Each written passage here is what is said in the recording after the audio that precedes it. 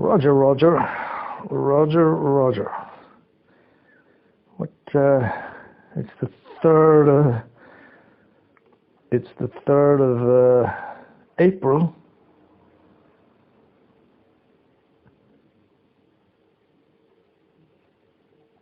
And I am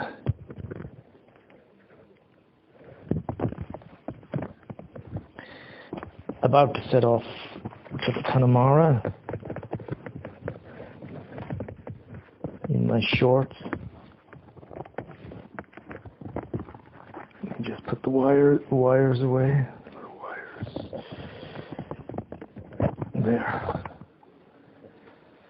Now my hair is wet. I just washed it. And so I don't really want to wear a hat. They let my hair dry naturally. How about letting it dry naturally? For a change. It's an extraordinary thing to do. I've got all the keys, I've got some money. I was to shut all the doors. Shut all the doors to keep all the tomcats out.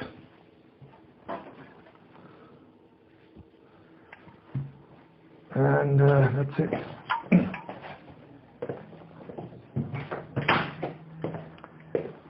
And then I'm going to bring my laptop with me, do some, well, fill my flask first. Do some cryptocurrency stuff.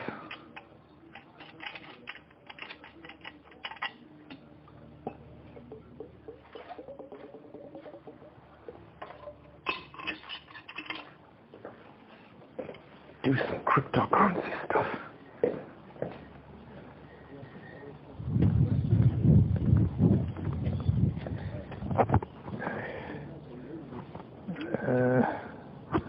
I guess you're okay there, microphone. I have to zip this up a bit.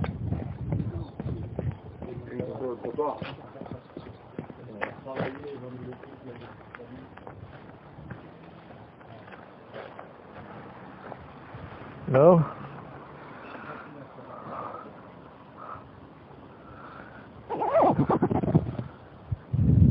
Une petite brise, hein? Yeah, I hope I let my hair dry. Why are you bringing that one? Water? I just have to have a little stuff. Is it not too heavy, the...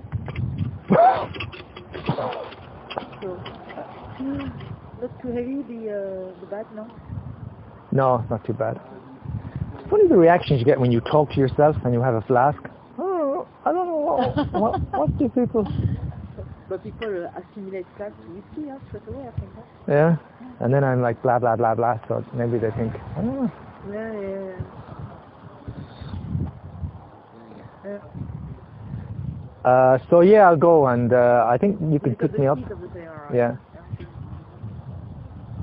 They're all upstairs, by the way. Tuco and oh, he's there now. Who's there? And Bob. Yeah. And the other cat? No, it's fine. I closed all the doors. Yeah. Okay, good. And you hide the croquet, yeah? Yeah. Okay. Careful, it's a bit murky there. So I'll see you in an hour and a half or whatever. Yeah, do, yeah.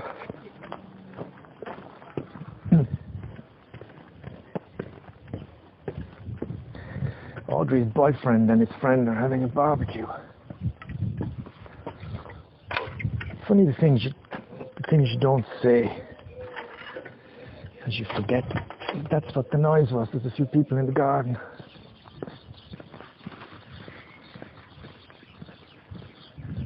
And I'm off.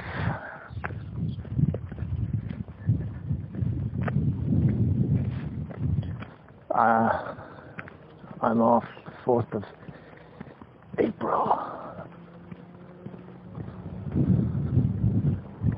What is the news?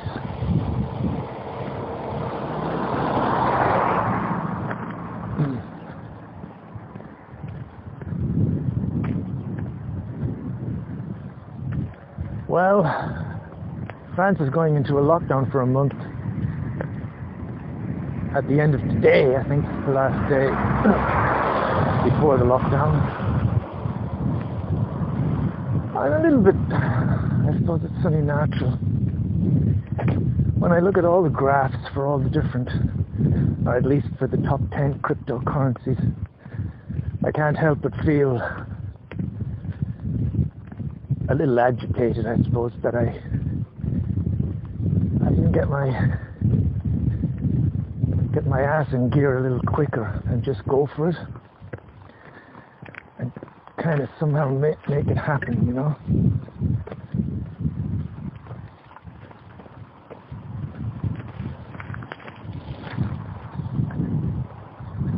Because in all honesty, everything's kind of gone up since, let's say, January. Nothing is kind of really, I mean, things have gone up and down, but in general, most things are up.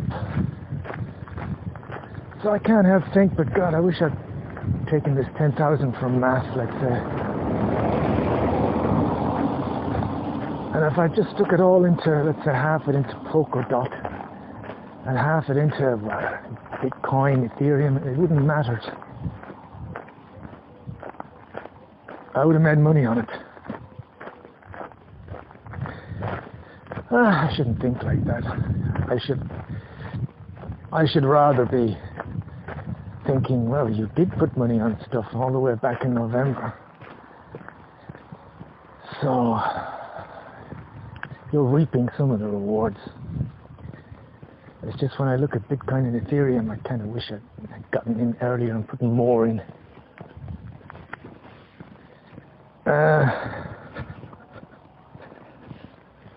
Now, I'm still waiting for the 10,000 from mass.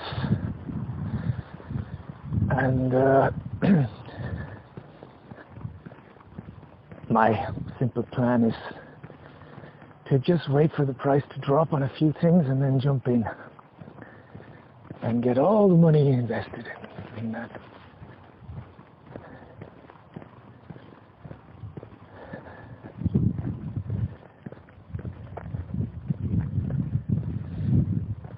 Because when I have most stuff invested, I won't have to think about it anymore.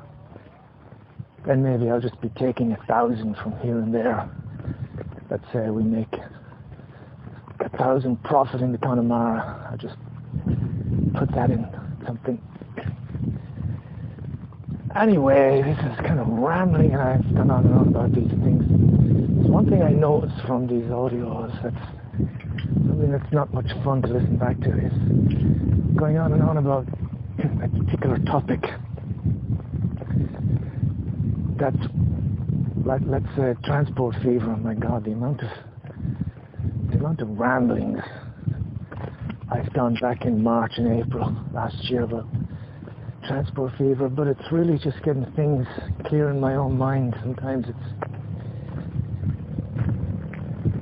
but it makes for pretty dull feedback.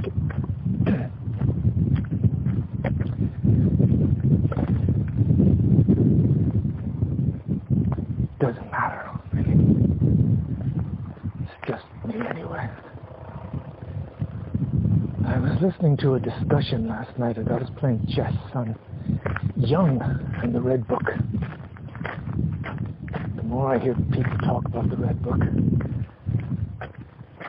the less I would ever want to buy the Red Book. Because I left a comment, and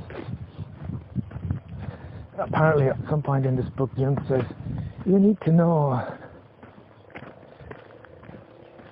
ancient history, and you need to be able to speak Latin and Greek and know the mythologies of all the different cultures and all this kind of stuff before you can hope for any fulfillment of your true potential, your individuation. Anyway, I listened to this guy talking about it, but I didn't get anything out of it. I left a comment saying it was frustrating because I do like young, but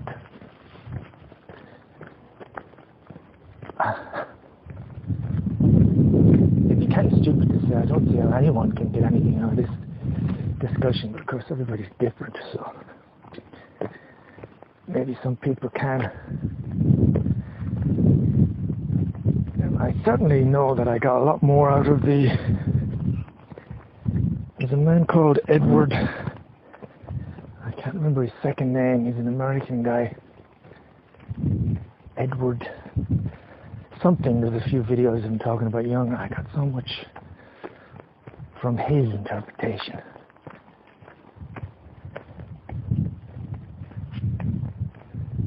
Keep going back to Jung. I think perhaps it's the case that introverted people are going to be naturally attracted to some of Jung's ideas because it deals with the individual working things out from within himself.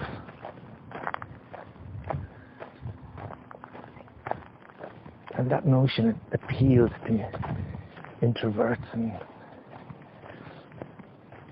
people who enjoy being in their bubble.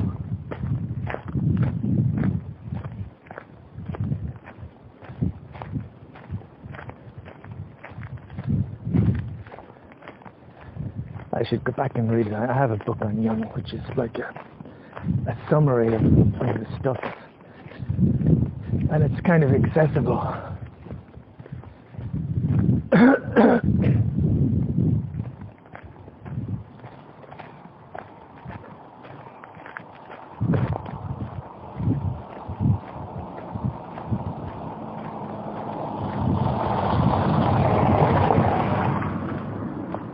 I played chess last night.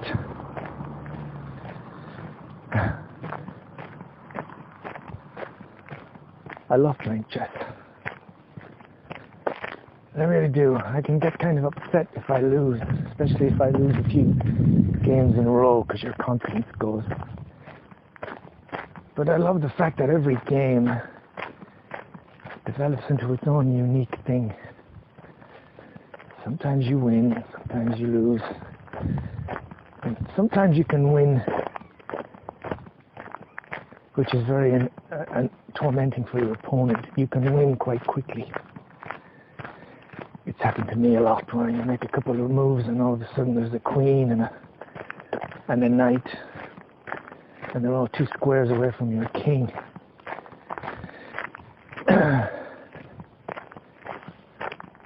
And although you try to defend and work some kind of attack, and then sometimes you think, ooh, I've got an idea here, I just need to move my queen over here and then I can start attacking.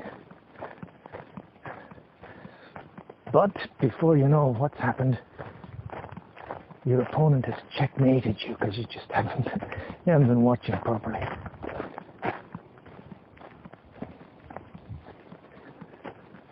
I don't mind those checkmates as much as when someone just gets into your backline and just starts tearing you to pieces. I think that's the worst thing. It's that you keep playing on and you're about 3 pieces down and it's just like,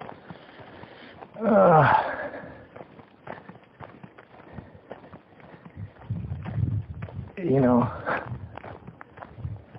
there's a kind of inevitability about the game, but you keep plugging away anyway, with the hope that your opponent will do something stupid, or he'll run out of time, or there's always, and this is another reason why it's probably not good to resign quickly. There's many instances where I've managed to end up with a stalemate. Not many, but enough.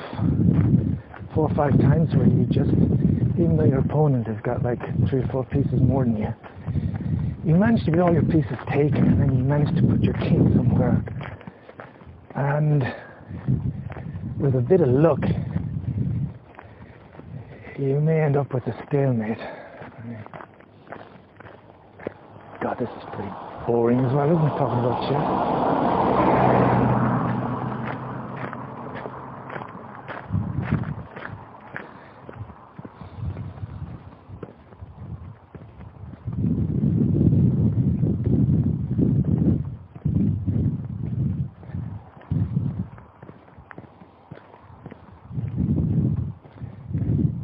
I do think this walk is very important.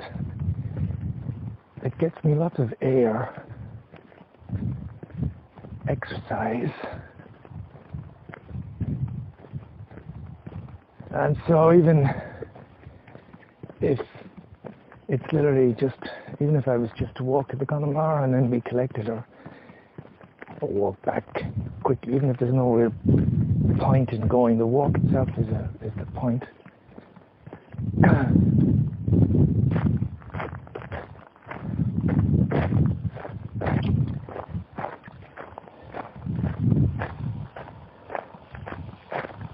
What else?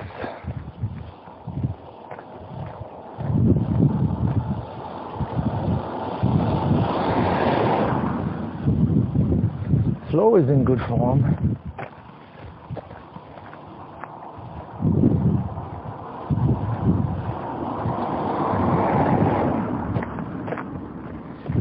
She's enjoying doing nothing. And she's learned not to feel too guilty. Got this thing of feeling guilty about getting money from the government and stuff, and even if guilt about the crypto stuff. It's funny, the last thing I could feel of any of that is guilt. It's a kind of difference between people's upbringing and cultures.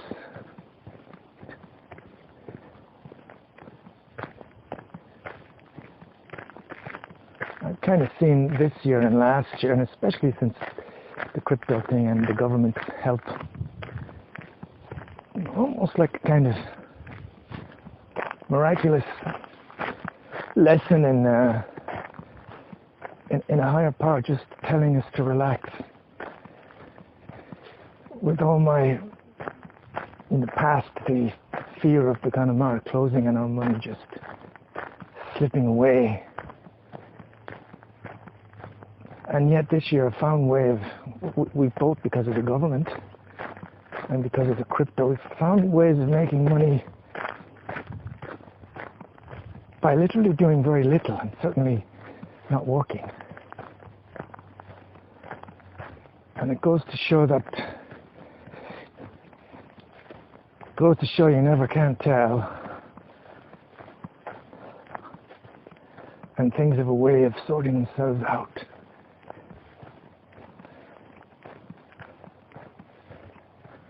I like that. That somehow I feel it's taken a certain amount of pressure off. Just this, what's happened over the last few months. To me, it's really felt like the notion of, like I was saying about the Jesus quote, those who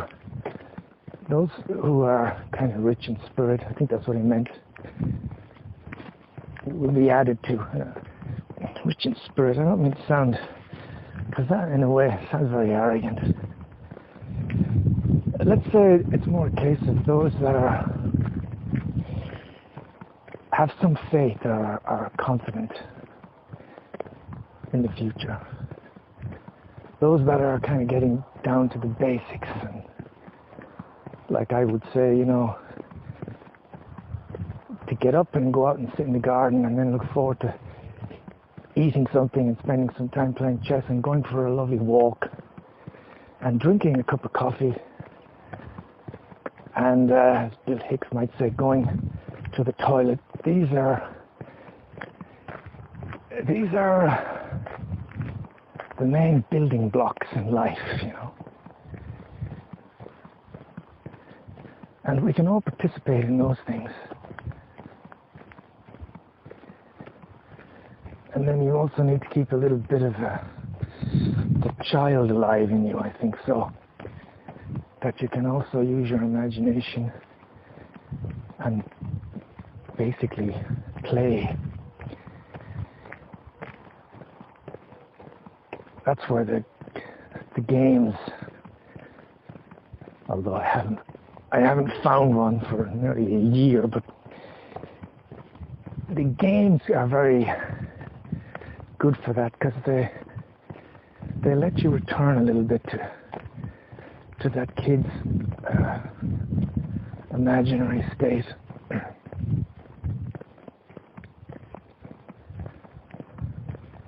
Hopefully one day I'll still get back and get wrapped up in one of those games, Transport Fever or Anno. Who knows? At the moment I don't seem to need them. At the moment I found a channel, like a young girl channel. At least she's the girl that's interviewing people. And it's totally dedicated to young. There's many videos on it. So I'm going to watch some of those with the hope that it's not all about the same stuff. I know about the shadow and the persona. Introvert and extrovert personality types. I don't really need to keep hearing lectures on those things. I'd like to hear more about individuation. I wish there was some talks about 50 and 50-year-olds. Something more relevant to me, which is kind of, it's neither the introduction I've done past. Bonjour. But also, I don't really want to hear anything about the Red Book. There may come a time when I get older that it becomes more, I don't know, that I can gain something from it, but at the moment I can't, so it's probably best to stay away from it.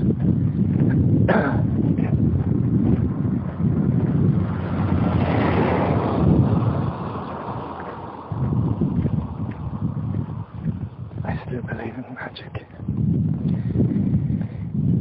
The magic that comes from transforming yourself, increasing your faculty. Taking charge of yourself, that's what flows to it a lot. It's up to me, I'm responsible for this and that and the other. I think maybe what's meant by that, it's not that I'm responsible for, that if I want I can become a millionaire. I'm responsible for everything, and if I end up poor, I'm responsible. I think it's more a case of I'm responsible for all the different moods and attitudes, mainly. To a certain extent, because if you've got some kind of weird chemical imbalances, I would say you're probably going to need help from another direction. But let's say in general, for most people, we can be responsible, certainly, for our attitude. And for the way we deal with the moods. If you can put a positive spin on a depressed state and say it is just necessary because we're growing, that itself is progress. For instance, I was able to go to the Connemara and I was trying to get the fiber optic working, and it didn't at first, and I typed in the wrong number. And then I contact Flow and I got the right number and it still didn't work. And eventually I just restarted the laptop and it did work. But the point is, during all of this, I didn't really get very upset, you know. There was a definite part of me saying, if it doesn't work, I don't care, I'm just going to go. It's not important.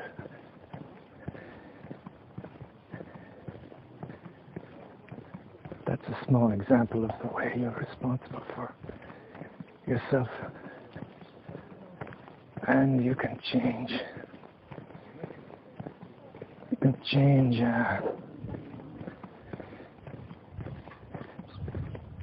the programming.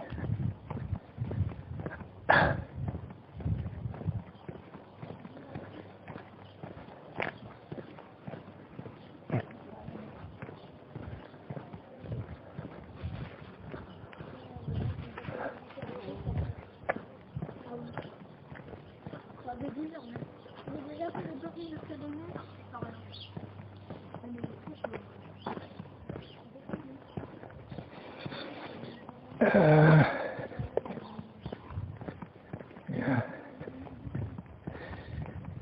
I think because it's the spring and everything, we're all a little uplifted. I'm thinking back to the middle of last month and some of my, which are actually on record. I was really fucking down, man. I did say to myself that I'll bounce back. And I certainly have.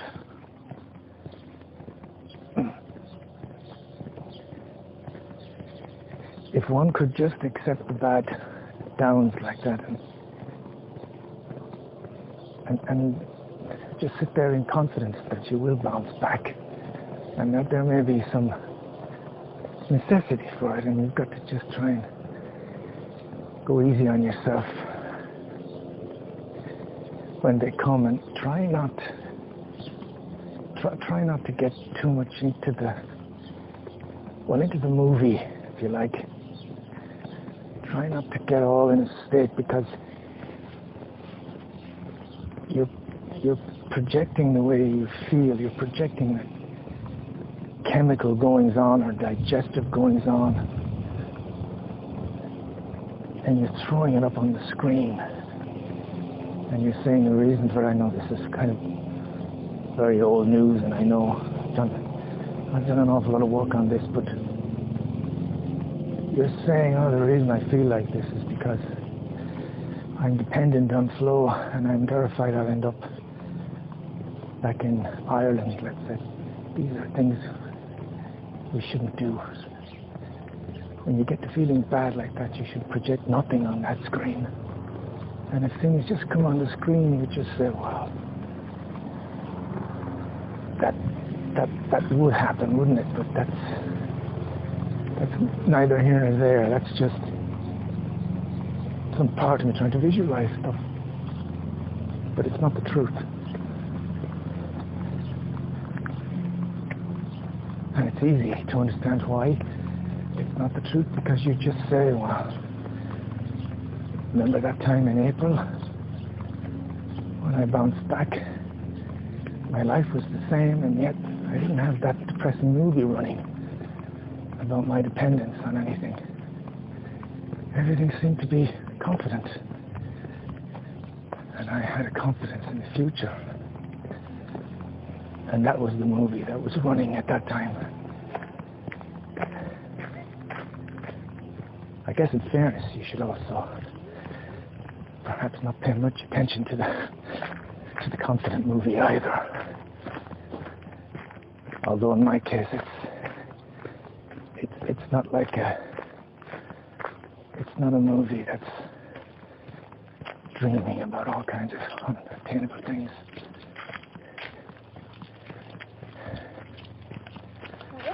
Buongiorno.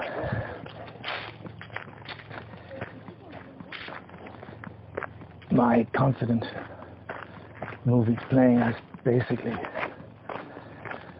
I like to think they're mainly just a kind of appreciation for the way I feel, and a sense of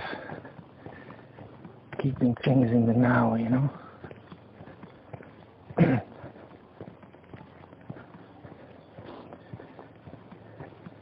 When you feel it anyway, you've basically got good stuff on the screen, so it's not a problem. The problem is when you're down and you start projecting that bad stuff and leaving it. You shouldn't. And I know I've done many talks about this, probably for the last 15 more years. And I'm aware of it.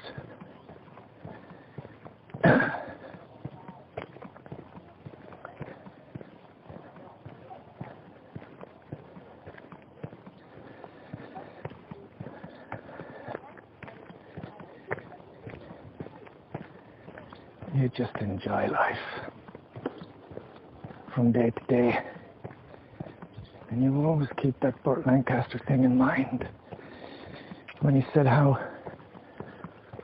the best thing in the world for him was to go down, or whatever, go to his door, get the newspaper and make some fresh coffee, There's a wisdom in that.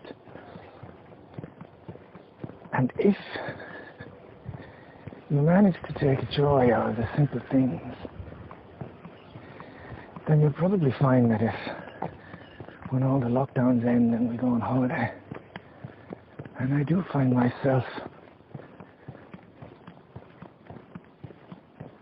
sitting on some kind of a veranda near the sea or something, and there's this little town village 10 minutes away, and I can sit there and drink coffee or Coca-Cola and watch the locals. I may find that the day will come when I will really enjoy something like that so much.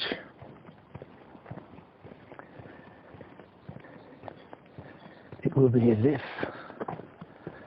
I'm sitting in the town square, quite merry,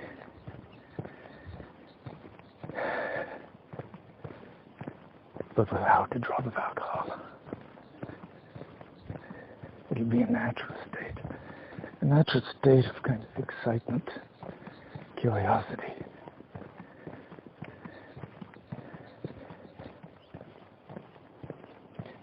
And then I hope that I get to the point where I have a natural curiosity in people.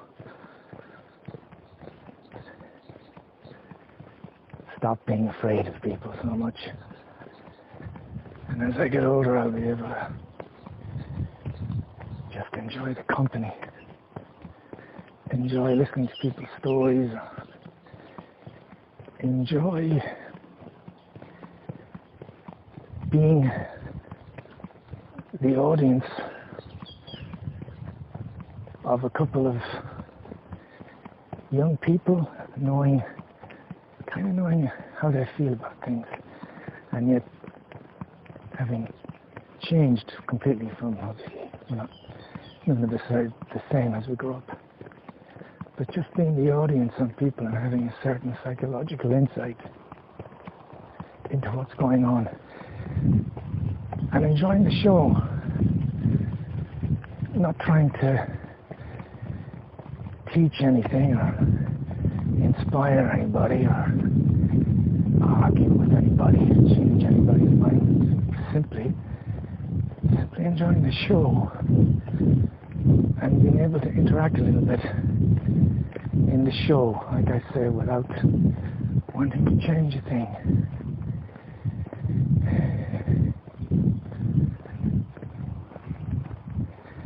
I see it on YouTube, the polarities between this group and that group, and I realize there isn't really any changing of people. And the only way it would be beneficial to get into any kind of discussion with people is if you can keep in mind the thought that came to you when you listened to the radio host talking to the two different parties. And she's like the umpire in a tennis match. She's got no interest in who wins. She's just giving both people the chance to talk. And then she's just trying to find out more herself. There's a way of being involved in a discussion where if you can keep your emotions out of it and just be like, all I want to do is I want to ask you some questions to find out why you're getting so passionate about this. And I don't want you to tell me the first reason that comes to your head for why you think you're getting passionate. That reason would be because Trump is going to destroy the world. I'd like to try and find the second or the third reason. I'd like you to try and look at the state you're in a different way. How do you feel?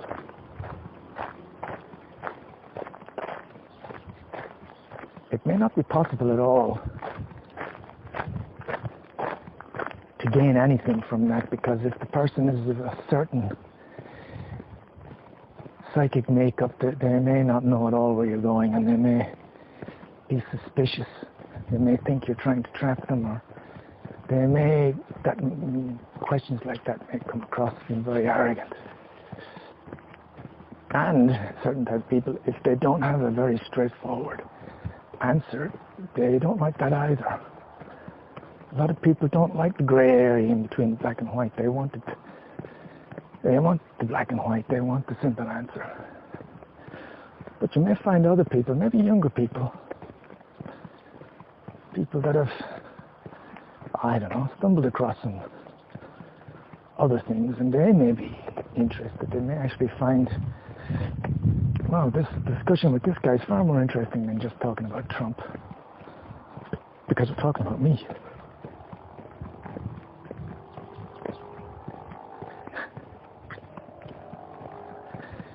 I guess anything could happen, you have to believe. I just thought to myself, I'm saying all this stuff almost with a certain confidence that one day, let's say I'll be on holiday or something, I just saw myself in America there. I saw myself having a wonderful time chatting to people in a bar, something. Strangers, and getting along really well. And who knows, maybe in the future, maybe in 5 years, 10 years, I'll be in that position. Maybe I'll be on a holiday.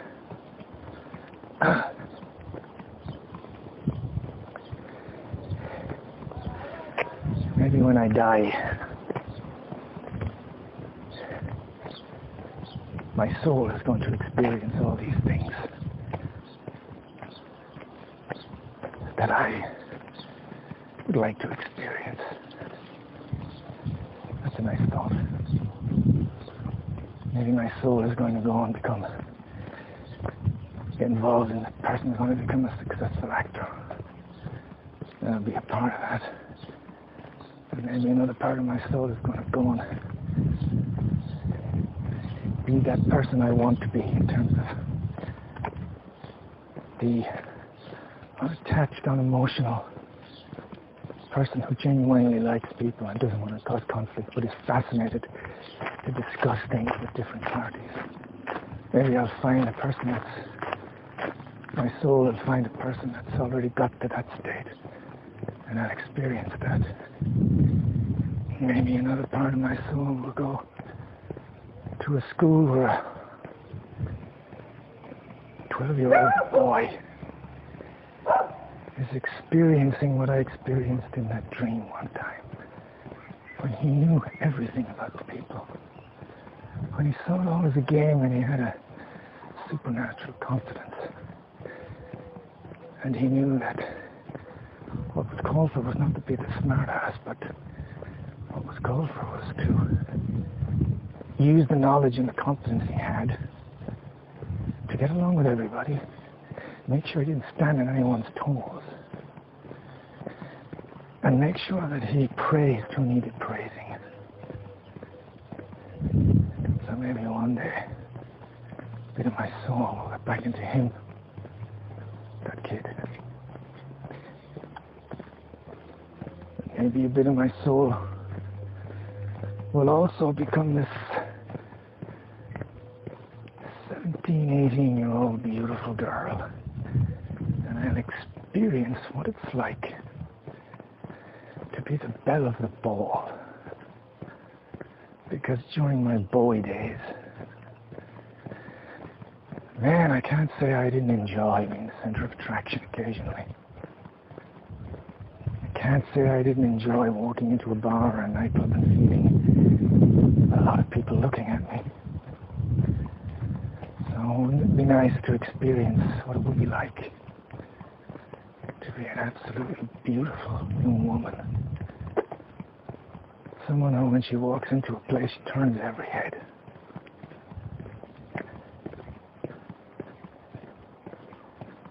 Maybe even I'll be part of my soul will go to a younger part of me. And it'll be 1978 again. And I'll be sitting there doing my multi-choice questions. I'll be sitting in the academy, my safari jacket on the back. And someone will hand me the paper. And I'll recognize it. I'll think, God, it's spring. And they'll explain everything. They'll explain everything about the test. What a perfect place to regenerate, if you like, in that moment, because you know exactly where you are, you know what was happening, and you'd feel okay, and you'd go, you know, panic here, I've got 2 hours of this is great. What would you do?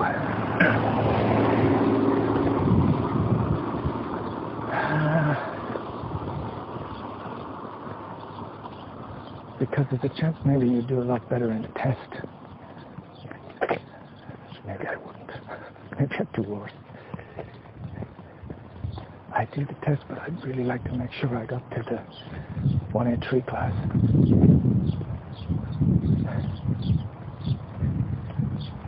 Then I go home.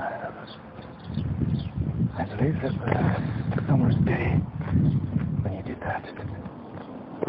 You were sorting things out.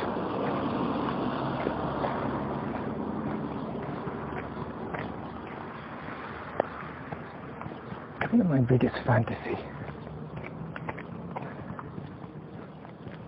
I'm sure it's got its problems if it actually happened. Once I were there, I discovered, fuck, I didn't think about this.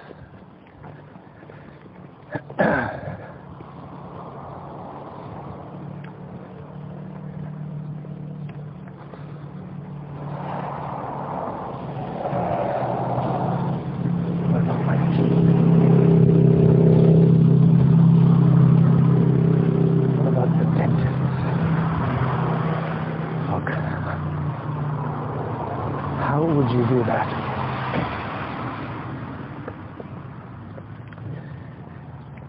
Would you... That's the problem, yeah. Would you not eat so much sugar? Would you wash your teeth? Joe? I guess you could...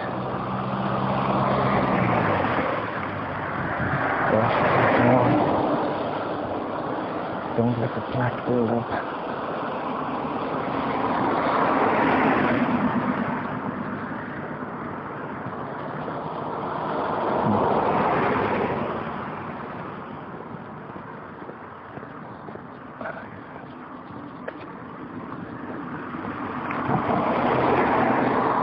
No. I'm having no teeth.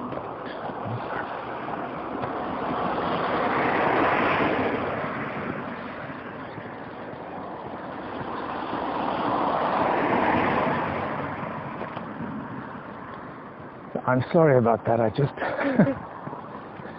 that one thought of dentists, and I'm having flashbacks to all the fucking dentists I went to in Carlow, and I'm thinking to myself, what the fuck were they doing? Did I really have all those fucking fillings? Anyway, dentistry has been a major thing in my life. I better cancel that thought, because that throws a spanner in the whole going back to 78 thing. It's my fantasy, and I think it's fair enough that I just concentrate on the good points of that fantasy, not the bad points. Just the good points.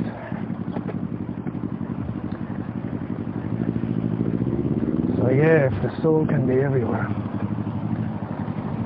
I have a feeling this speech was made, something similar was made by Henry Fonda in The Grapes of Wrath. Kind of at the end, I think he was saying, I'll be the hungry person, I'll be the policeman, I'll be him, I'll be...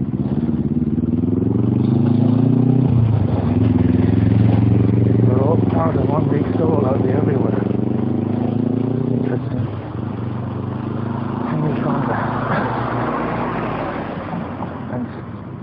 Steinbeck, the writer.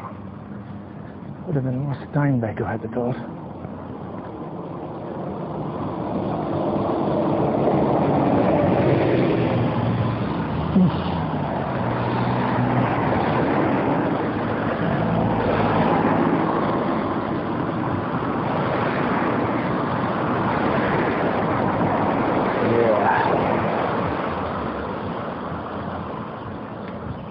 Am I going to go straight here?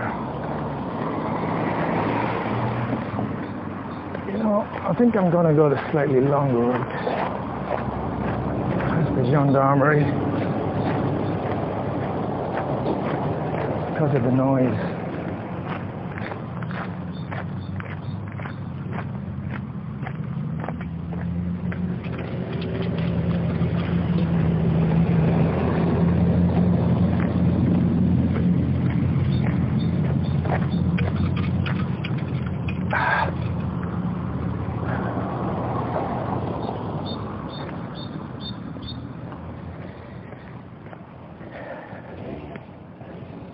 I feel intuitively that when it comes to getting older and stuff, those flights of fancy I have, like that whole part I just spoke about there, so I feel those things are extremely important.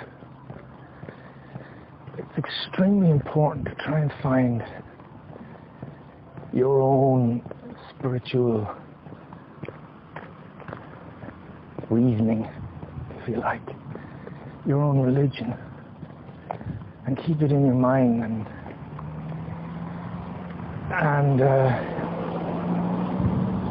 just believe that there's a chance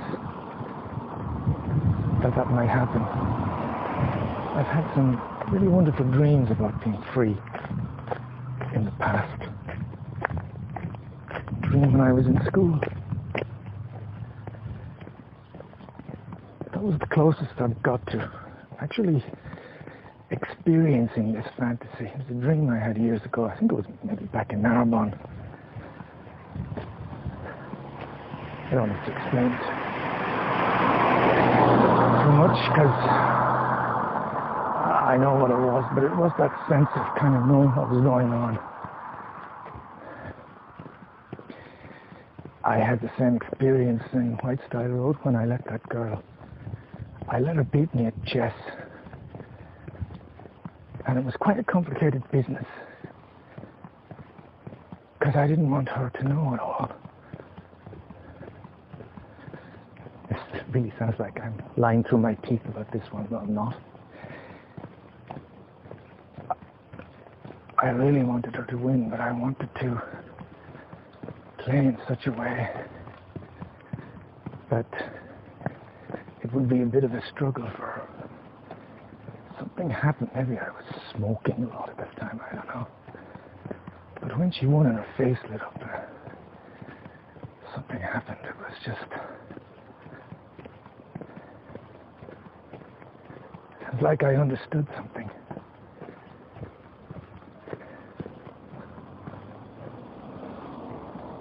There was like a period of a couple of weeks where I felt like I understood something and then it disappeared. Hey, my drinking took over.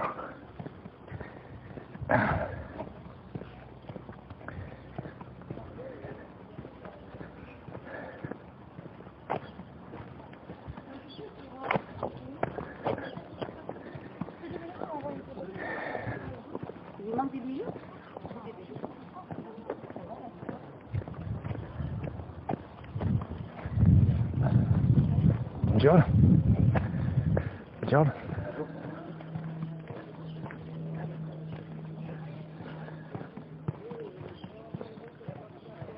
I think it's very important to have those spiritual flights of fancy.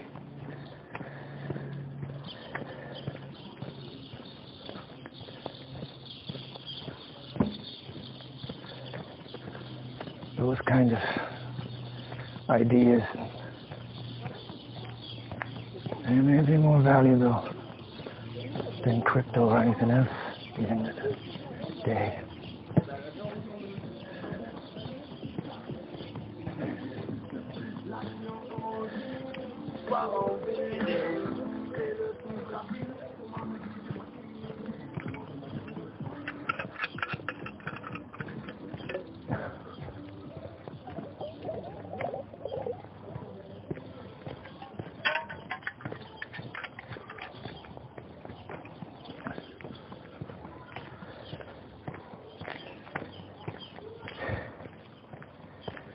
Yeah.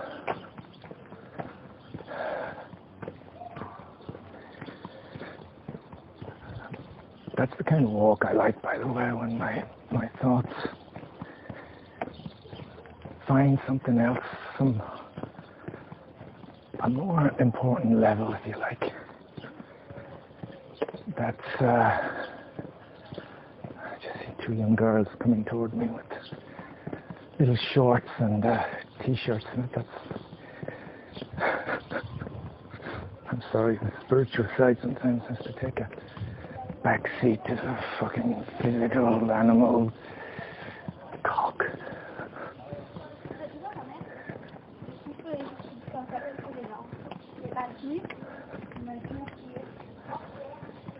They're just kids.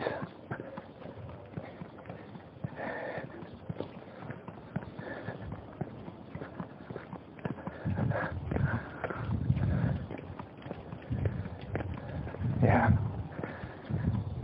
Okay, before the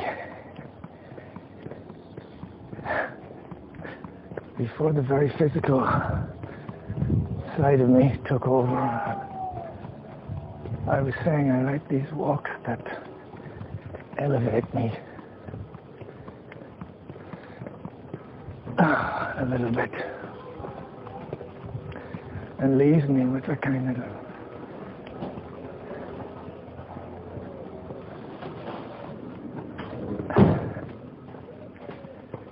sense of a little bit of a sense of wonder in life, you know.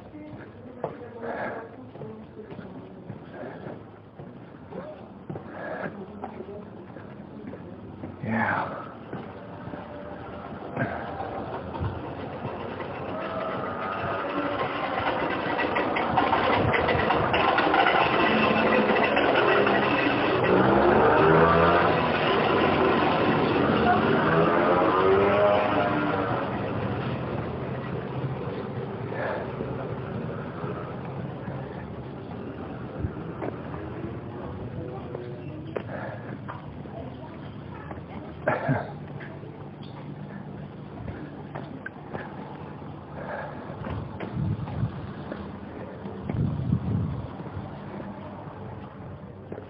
These girls all over the place. You know, sometimes it's not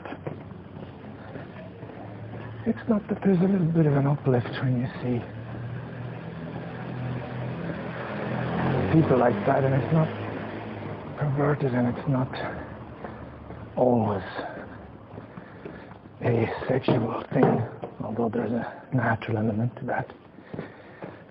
I think it's also the fact that you're seeing these little beings that are kind of filled with positive energy. It may simply be, like it was with me, the positive energy of, look at how good I look.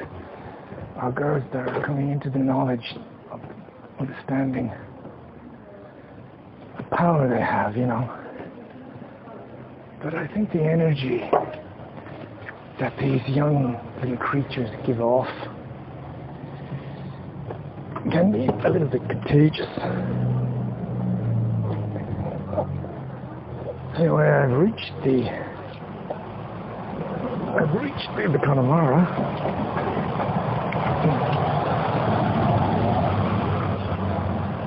Where I'm going to do some crypto work with my laptop, and Flo is going to collect me after.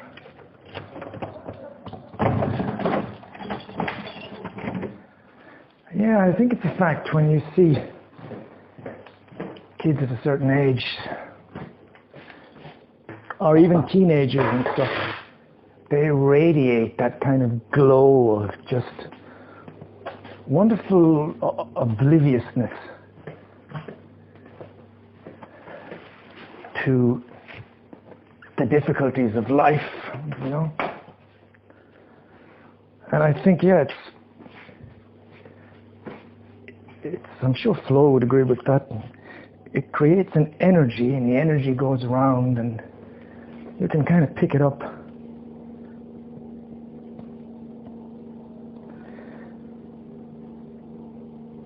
55 minutes. Well, I must have walked quicker. Yeah, and you can pick up that energy, and you're not going to pick it up in the way, not with the mental pictures that the girls or the guys or the teenagers are giving it out, but it just gives you a boost somehow, you know, maybe even a kind of inexplicable boost. And your mental faculty straight away goes, oh, well, the boost is because that's a lovely young girl. But it might actually not just be that fact. It may be there's a positive energy coming, and it's actually, what's the word I'm looking for? It's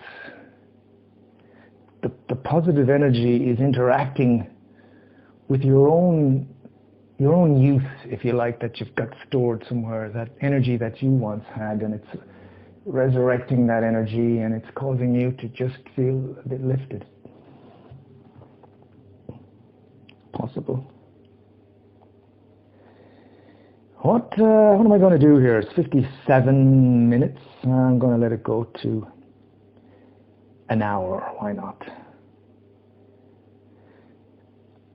I'm in the Connemara. I should turn the heating on, even though I'm sweating. But when I start to cool down here, I'm going to get cold. So that was a good walk. It was a good walk.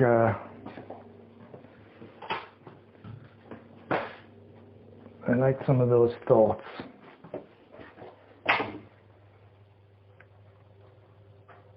Looking at myself in the mirror, I'm very clean and very, my skin is very hydrated. What can I do with my hair? Do I just leave it the way it is here? It's a bit bizarre. Oh, I guess I just leave it.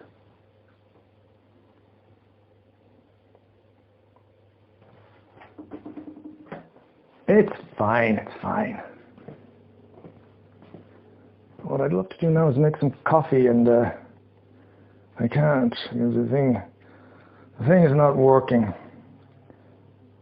We've got 58 minutes and 30 seconds. Okay, 1.5 minutes left, everybody. 1.5 minutes left, and then I should start doing a little bit of work. How about this? If I... Oh, look at that. What am I doing there? Just giving out hot water.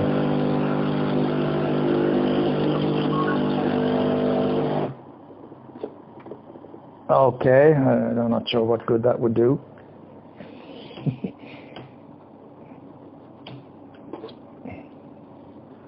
I don't want to make coffee. The Connemara is looking quite tidy. Quite tidy. 59 minutes, 30 seconds. Okay, just... I guess if you're listening to this, you could probably just switch off, couldn't you? There's no point in waiting, nothing else is happening. I'm really just counting down the clock. I'm standing in my kitchen here, leaning against the freezer. Leaning against the freezer, looking around me. And I'm about to say adios. So, yeah, adios.